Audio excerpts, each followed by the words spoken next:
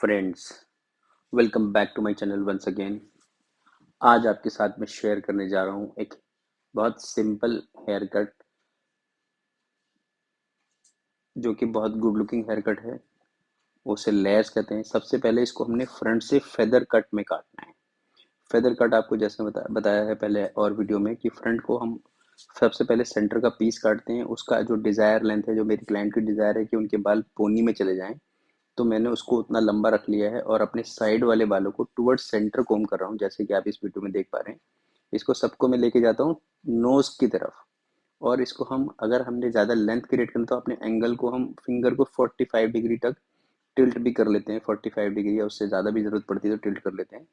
पर जितना पहले आप नोज की तरफ ट्रैवल कराएंगे, अगर उसके बाद भी ज़रूरत पड़ती है तो आपने टिल्ट करना है। ये देखिए मेरा फिंगर हल्का सा टिल्ट हो रहा है 45 डिग्री। तो इस तरह से 45 डिग्री पे टिल्ट करके इसको काट सकते हैं। तो सबसे पहले हमने करना है फेदर कट करना है फ्रंट में। तो ये जो कट आज होने वाला है ये फेदर कट विद लेयर्स होएगा। इसमें फ्रंट से मैंने फेदर बना लिया है, देखिए आपके सामने तैयार हो गया फेदर कट मेरा। और हम चल रहे हैं पीछे इसको लेयर्स करने के लिए। तो सबसे पहले तो हमारे को क्लाइंट का लेंथ, डिजायर लेंथ क्या है वो चेक करना होता है, पूछना होता है, पता करना होता है। उसके बाद हमने निकालना है 2 इंचेस का हॉरिजॉन्टल सेक्शन, जैसे कि मैंने निकाला है। अब सबसे पहले हम काटेंगे सेंटर का पीस। जो भी डिजायर लेंथ है उसको रख के एकदम स्ट्रेट लाइन में, फिर उस सेक्शन के 2 टुकड़े करते हैं, हम 2 हिस्सों में डिवाइड करते हैं। जिससे एक साइड से लेफ्ट के बाल काटते हैं और दूसरी साइड से राइट के बाल काटते हैं। इसमें जो मैं एंगल यूज करता हूँ वो 0 डिग्री है। आप जब भी हम कटिंग करते हैं तो उसके आपको एंगल मालूम होने चाहिए।